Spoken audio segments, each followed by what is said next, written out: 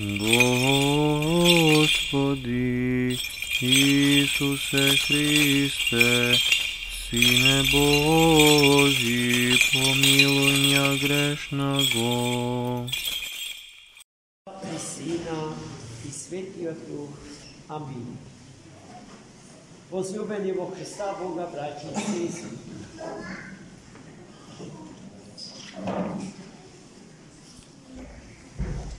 Сите ние живееме во овој свет, како што библискиот јазик го нарекува космосот, седава селена и нашата планета Земја, според која што сиот космос е земјоцентричен, само затоа што на него и на планетата Земја живее човекот, браќи и сестри. Во таа смисла, во некоја рака, сиот создаден свет е и антропоцентричен.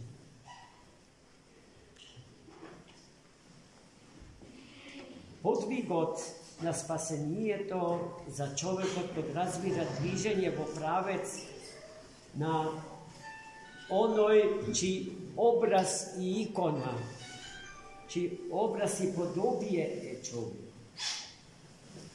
А тоа е Христос. Човекот има за цел да се охристоси, односно да се обожи.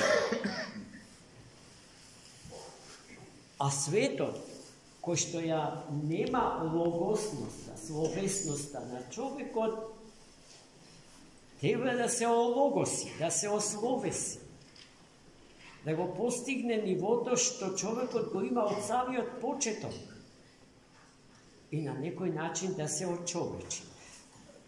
Човекот, обожувајќи се, му помага на светот да се вочовечи. Логосното битие, обожувајќи се, без логосното го доведува во состојба на логосност. Но на тој пат од логосно до обожено битие за човекот и на патот од нелогосно до логосно битие што се однесува до космосот, до несловесниот, нелогосниот свет, од Бога создаден, се јавуваат неброени пречки. Тие пречки треба да се победат. Ние ги доживуваме како искушенија, како проблем, како нешто што не ни дава да се движиме напред, за што сме создадени, туку назад. Стоење во место нема. Или се движиме напред, или се враќаме назад.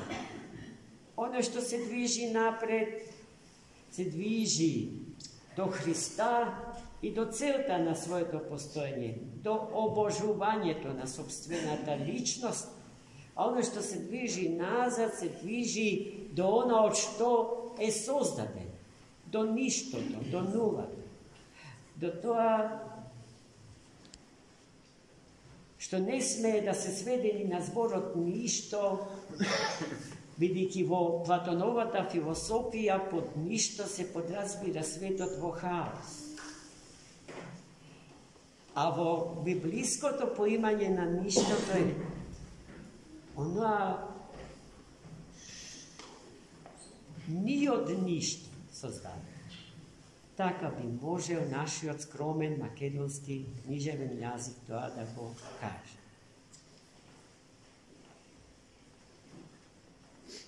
Најголема пречка за нашето напредување, за напредувањето на светот, се силите за кои што треба да знаеме дека ги има Но najčesto живееме во незнање за нивното постојање. Обично сакаме светот да е бајковит, убав, розов, прекрасен. А нашето животно искуство ни дава до знање дека не е така. Ние целиот свет би го свеле на Бога и светите ангели.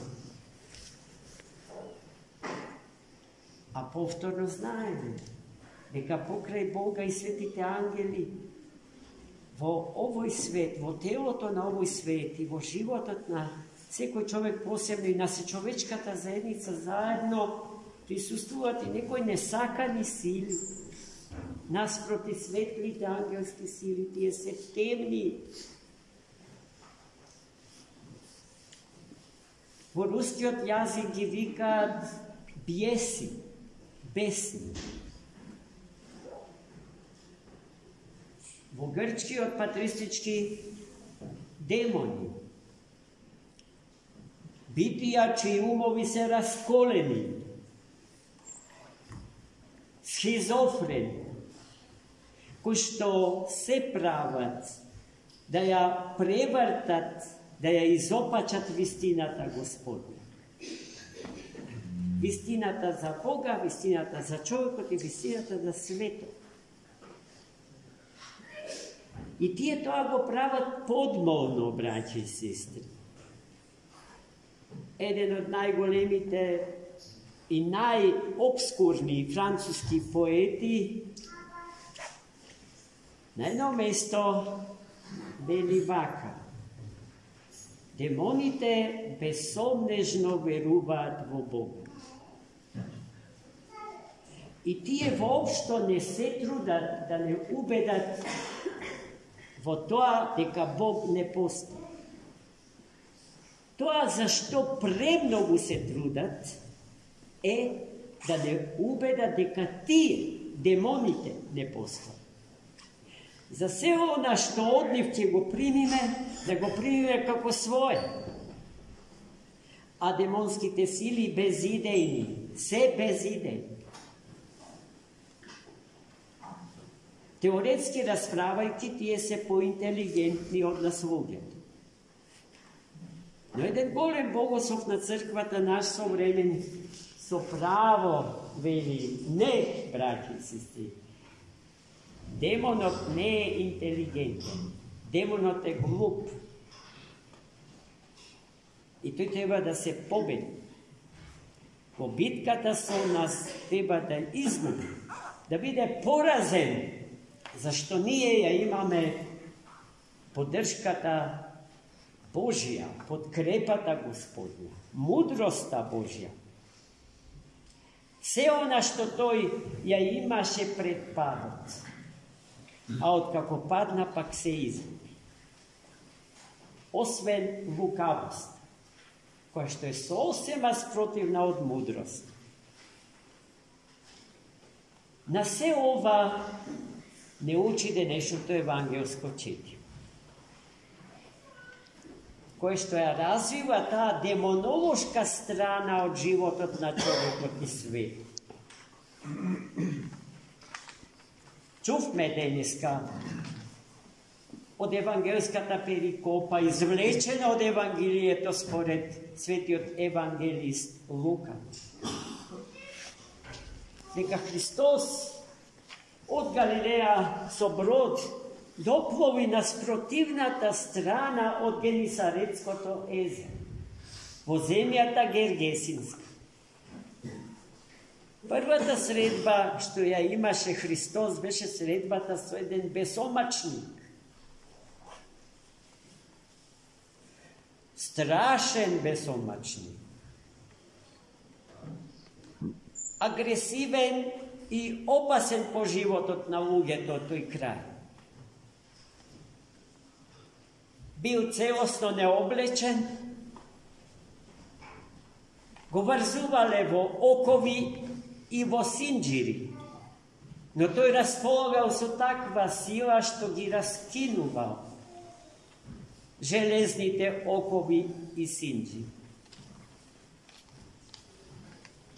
Не сакал да живее под кров, туку на отворено.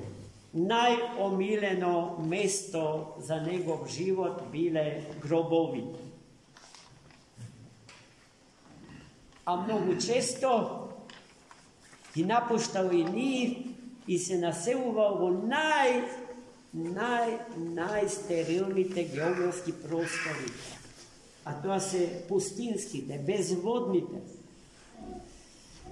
Таму каде што вода нема, по дефиниција смртта царува. Таму живот нема. Тој ги сакал токму тие предели. Сите се труделе да ја заобиколат средбата со него. И гледајте сега, Христос доаѓа и прво со него се среќа. Но тој, многу е занимливо, како тој се однесува кон Христа, Господ. Тој не се однесува сега како во средбата со кој god е човек од тој регион. Туку трепери пред Христа и исповеда точно кој е Христос. Дека е син на живиот Бог, син на Севишниот Бог. Што имаш ти со мене, му вели на Христа Господ? Зарем си дошол да ме мачиш? Така со нас не би разговара. А зашто со Христос така разговара? Зашто Христос знае точно кој е тоа. Точно знае кој е. И сега што се случува понатаму? Христос го прашува: а како се викаш ти? А човекот, бесомачникот му одговара: Легион. Право велиш, вистината ја кажуваш, бидејќи во тебе се населиле безчислено многу беси, бесни, демонски сили. А зошто му вели: а зашто си дошол да ме мачиш ли си дошол? Затоа што знаеше дека Христос ќе го истера од внатрешните предели на тој човек. И веќе ја имаше добиено таа заповед да го напушти човекот. Затоа демоните побара од Христос да не ги пушта во тие пусти, амбисни предели од пустињата, туку ако е можно, ако допуштиш, му велат Господи, да се вселиме во свињите, кои што недалеку од тука се напасува. Христос им допушти. Тие се вселија во свињите, и свињите гргна, јурна, низ трништата до езерските води и во нив се исподавна. Браќи и сестри, во овој дел од евангелското четиво можеме да се најдеме себе си, нашите духовни состојби и духовните состојби во кои што пребива целото човештво и светов како творба Божја. И ако останеме, да кажеме, до овој дел од кажувањата, работите, односно состојбите во кои што пребиваме однатре во себе си и надвор од себе си, се прилично безнадежни и очајни. Но така не е. Вториот, надежниот дел, што треба да го знаеме, е оној од како демоните го напуштиле човек по заповед Божја. Со нив слушнавме што се случи. Но уште поважно за нас е тоа што се случи со бесомачниот, со сумошечиот. Што се случи, браќа и сестри, со него? Тој седеше крај нозете Христови, кроток како јагне, здравоумен и облечен. Значи, целосно ненормална состојба, Христос го враќа во нормална состојба. Тоа ќе се случи и со човештвото и со овој свет, ако му се подадеме на Христа Господ. Ама вистински, со сиот ум, со сето срце, со сета волја своја, со сите чувства своји. Господ истото ќе го направи и денес. Зашто тоа што тогаш го направи е нешто што се случува секојдневно во светот и се човечката заедница. Тоа не е некој исклучок, нешто што му припаѓа на минатото. Бог не е детерминиран од времето, а времето не го создаде за да му служиме и од него да правиме идол, туку да ни служи. Не е саботата, вели Христос на едно место, ден за кој што сме создадени, туку таа е ден, односно време, создадено за да ни служи нам луѓе. Потоа, браќа и сестри мои, излекуваниот бесомачник во сета трезвеност и кроткост го замоли Христа Господа остатокот од својот живот да му го посвети нему, дарителот на животот, исцелителот на секоја болест и немоќ човечка. Но Христос не се согласи со него. Туку му рече да остане там каде што е роден и на сите да им сведочи за тоа што му направи Бог. Тоа е порака што треба сите да ја запаметиме. Па и да знаеме зошто треба да се остане овде. Зошто не треба својот роден град, своето родно село, својата татковина да ја напуштиме за чинија сочиво, за леб земен, со кој што се наполнува стомакот, а не зарад лебот небесен, кој што го помага чинот или процесот на преобразување на човекот од просто и добро битие во совршено свештено битие, во богочовек по благодат, во малечок Бог од Бога по благодат. Јасно е, браќи и сестри, дека оваа планета, наречена Земја, е дом на живиот Бог.